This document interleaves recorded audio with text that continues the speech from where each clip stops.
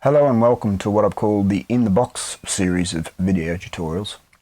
I'm here at home in my home studio, and this is where I tend to do a lot of practice and preparation, writing music and arranging, but particularly I think maybe going back to ideas I didn't get the first time around, following up on tips, tricks, ways to do things.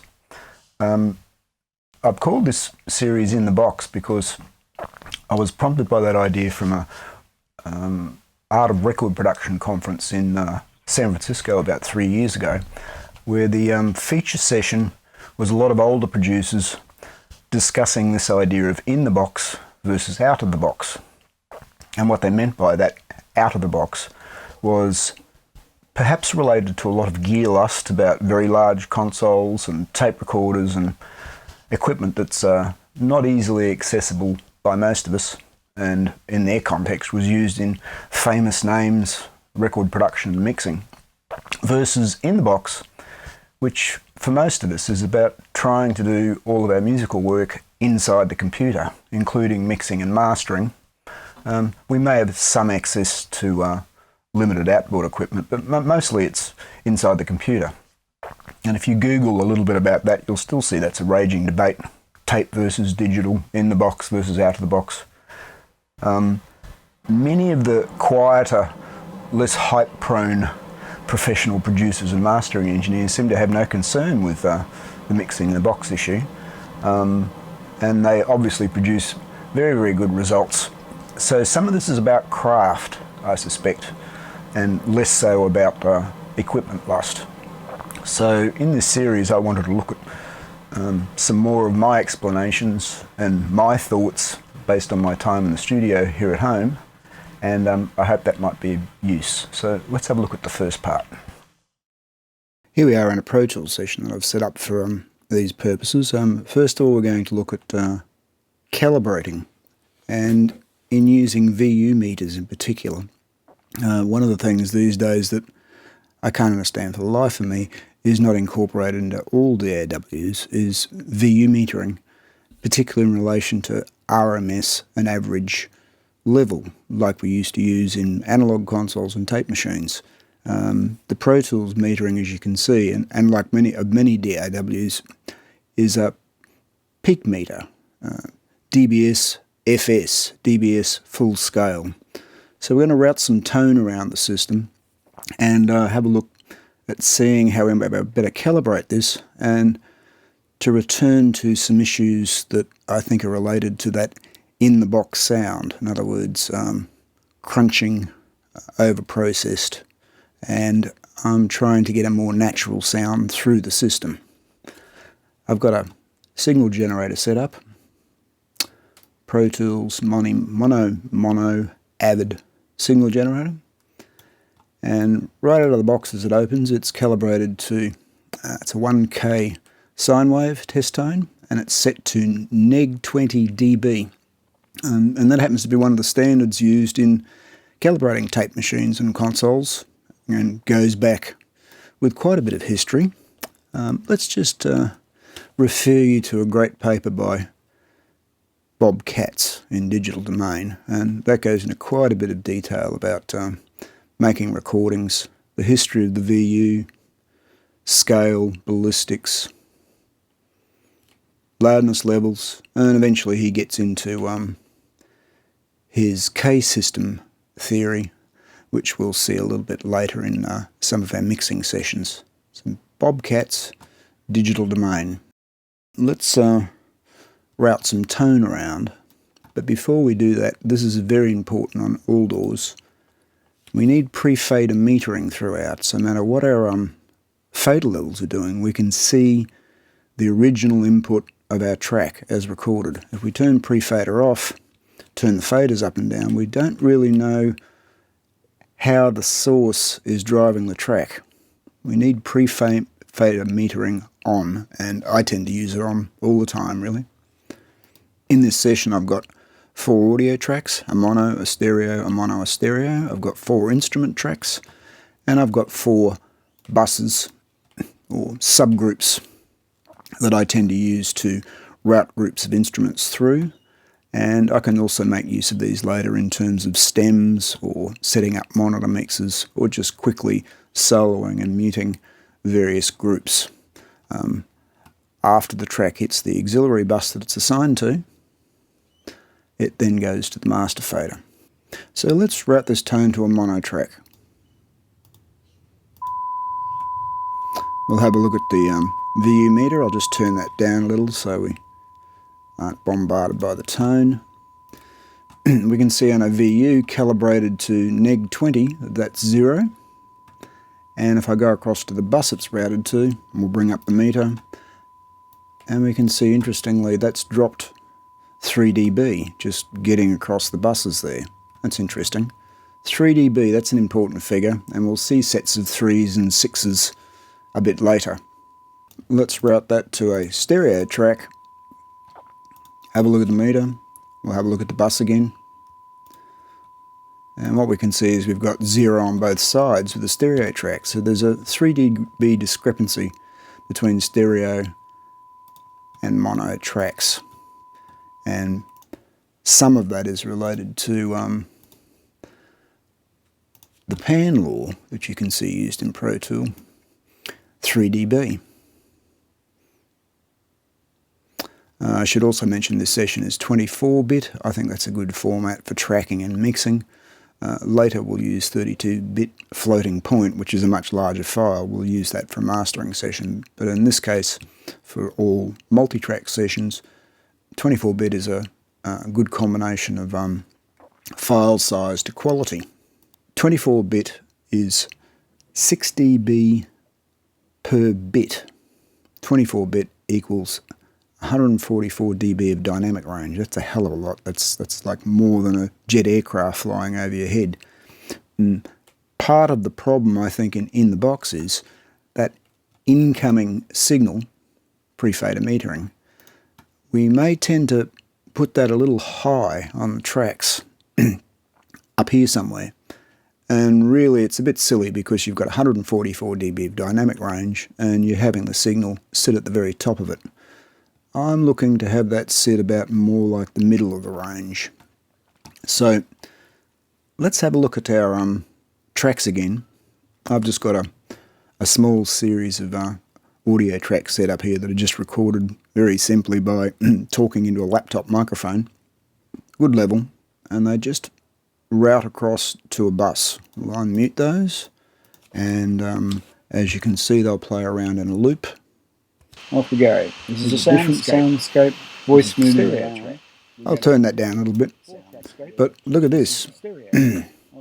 They're peaking out the bus straight away by summing just a few simple tracks, recorded at good level. We've obviously got a gain structure issue straight across by summing these together.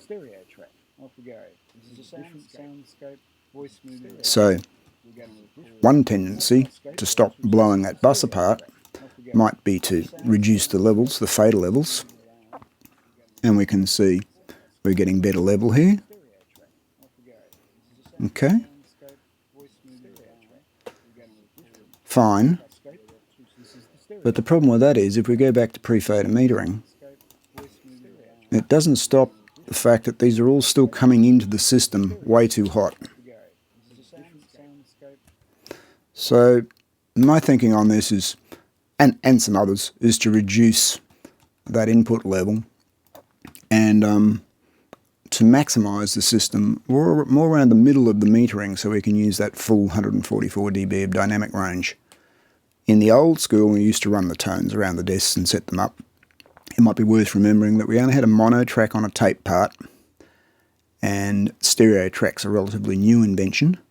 But also, it's common practice, and it is common practice, to back off all the gain on a mono track about 6 dB to get some headroom. And we just saw an example of that headroom issue there from the 4 tracks across to the bus. On a stereo track in a DAW, as I said, which is a newer invention, we might want to think about adding, say, around another 3 dB, given that pan law we referred to earlier. And that would be approximately neg9. Before we do that, we're going to have a look at a few different meters. When I set up this session, I was looking for free meters or bundled VU meters that might be available. They're problematic in different ways, and I think this is at the heart of some of the issues with contemporary doors, and still surprising why it's difficult to get consistent VU metering. I'll show you a few of those. This is one of them, the free Bomb Factory plugin. It's a VU meter. Another one that's downloadable, but it's stereo only, is the LSR Audio LVL meter. You can calibrate that as well. This is Sonolarcus is a good peak meter and can show us some things. So we'll just take a quick look at those and see how they operate. If I wrap my tone over to this instrument bus, okay, which is nice on tools because the instant you disarm a VI, it will pull that up on the bus, as we'll see. Turn that down a little bit. So if we look at the Bomb Factory meter, we can calibrate the peak, neg 20, as per our original tone, neg 20. Here's the LVL meter, and we need to calibrate that back to neg 20, and you can see it's immediately down 3 dB because obviously it's metering at RMS, whereas the Bomb Factory can meter at RMS or peak. So there's a little bit of discrepancy there to deal with. We'll just have a quick look at the free G meter, Sonolarcus, and in this we can confirm that peak is 20 and RMS is neg 23, or down 3 dB. There's that 3 dB issue again between peak and RMS in this case. Now we can see on Pro Tools metering, if you squint, that's indeed the neg 20. On the right hand side is the dB scale, on the left hand side is the fader levels, and you can see the fader levels are sitting about 0 there. So what I want to do is calibrate 0 to be around about neg 10, about halfway up the scale, and this is this idea of dropping our levels back by, I said 6 dB but on a VU meter, but this is going to sit around about the middle of the scale, and it gives us all that headroom across the buses. So let's have a look at that. We'll kill this. We'll run up Stylus, and as you'll see, it's playing a number of different drum parts, a basic kit, a hi-hat type part, a snare and some congas. And we're going to run that and just have a look at the metering. I'll keep the level down. So straight away it's very, very hot, and it is a VI and it will be maximized. Okay, so rather than going back and turning it all down on the levels, I like the fader throw and I like to leave it alone. The obvious thing is just to insert some trim with the trim tool. So let's say we drop that, it's a stereo instrument, 6 dB, 9 dB, plus another 3. And let's have a look at the levels. There we go. I'm getting about neg 10. I'm getting about neg 10. And that's the kind of headroom level I want to use in mixing in tools. And I think this has got a lot to do with this mixing in the box type sound, that we keep this back and keep our basic tracks referenced down around about there in the middle of the fader throw. What we've in fact done is calibrated 0 on the fader side to about neg 10 on the metering side. If we go across to the other meter, it's looking pretty good. However, let's look at the meters we had on the tracks, the Bomb Factory, right? We'll drop that back to RMS, and it's not really showing us anything like I would imagine seeing in RMS mode. It's sitting back down and metering something like this fader. I don't find that terribly informative or satisfactory. Let's have a look at the LVL. That's a little bit better, but then again it can't show me other things like peak and so forth. So those two meters are giving different kinds of messages, and this one here, quite nicely, a little hotter than what I expected, but it's approximating this with a little more detail. It's also showing us our RMS levels. So the point with that little exercise there is these various free meters are giving us different messages. So I'm not especially happy with that. So what I'm going to do is reset this. And effectively, we'll just get rid of all those. I don't think we need any of them. And what I want to draw your attention to is this particular tool that I've seen used quite a bit in Wavelab mastering sessions. And it's just a really excellent VU with a lot of other tricks up its sleeve. The Klingon Helm, it's German, made in Berlin. It's €8 and it does a whole bunch of things to do with metering, not only in tracking and mastering, but in preferences and setups and ranges and so forth. There's digital metering, but basically it's accurate and it shows what I expect it to show. It's also a built-in trim meter, and it also does MS metering as well. So let's have a look at that same process. We'll make the stylus RN active again, and we'll route some tone, turn that down a little. Let's have a look at the meter. Stereo, it's calibrated to -20. I can scroll that around. Here it is on the return. There we go. It's calibrated. It all adds up. But here's some of its other features. It has a full setup for peak levels, clip indicators, ballistics on the VU meter, ballistics on the peak program meter. We can add or remove different kinds of scales, an RMS where we want that to sit, and peak. It'll operate as a peak program meter or a VU meter. You can link both sides together or balance them independently, and it runs in MS mode and a few other things, as well as some very nice skins. So let's go back to our track and we'll have a look at our instrument again. We'll run up stylus. Same issue, this is going to be too loud and driving the bus too hard. And we'll take the VM Duo, drop the level by around about 9 dB, as we did before, so I can do that right inside the meter. Okay, it's looking pretty good. You can see we can also add a peak indicator, which is nice, dual metering setup. But in particular, this is showing the RMS I'm aiming for, and this is showing peak. So you can refine that quite nicely by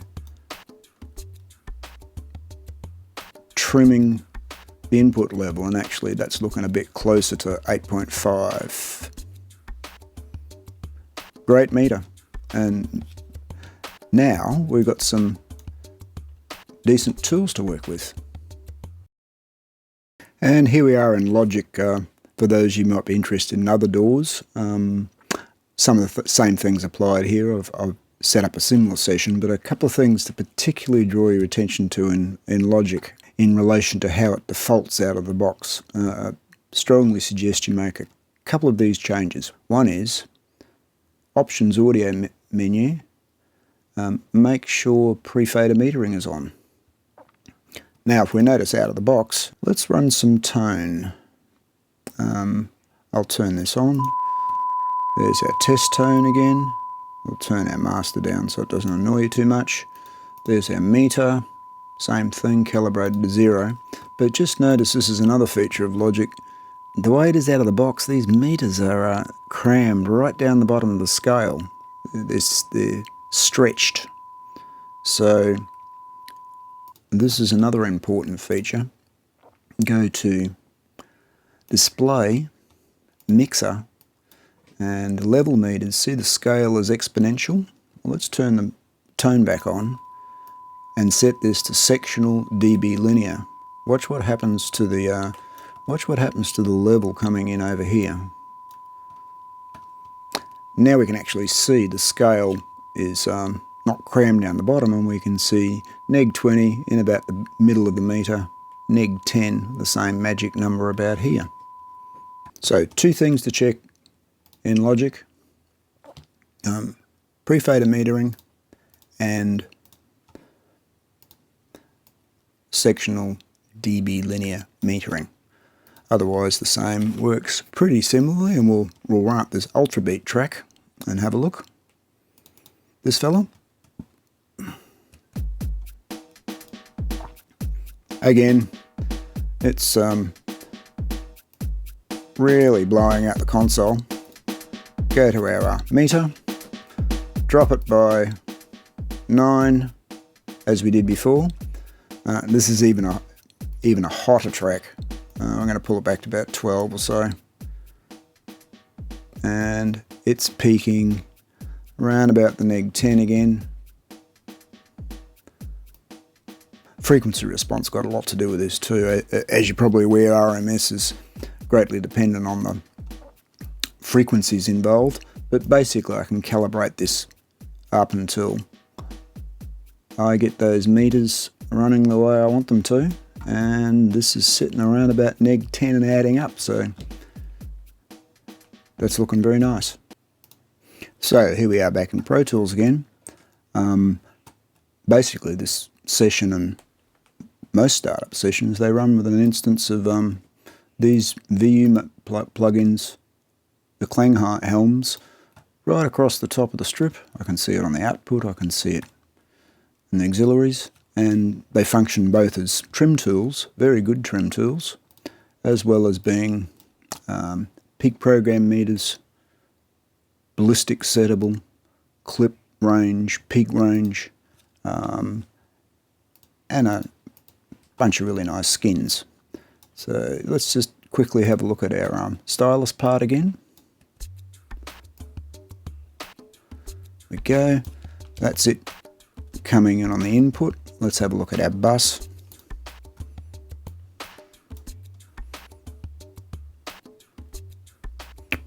It's ideal. Again, on the bus side, I could trim that a little if I wanted to, particularly if I'm starting to get a lot of material in there. I might have to pull it back. So you have trim tools all around the console, and this is monitoring about neg 10, and we've got lots of headroom, halfway up the scale, and then we can think about mixing and tracking. So that's it for this particular session. I hope that's been of help. In the next part in the series, part 2, we're going to look at inserting virtual channel strips and tape, which also have terrific VU metering. I'll be looking at some of the tools from Slate Digital, which I like a lot, particularly the Slate channel strip, and it picks up on all of this accurate VU metering option, as well as imparts some colour and some melding of the sound through a little bit of tape compression and a little bit of digital virtualization of nonlinear artifacts in the bus, and summing in general through a variety of emulations of consoles. So that's all for now, and I'll see you in part 2.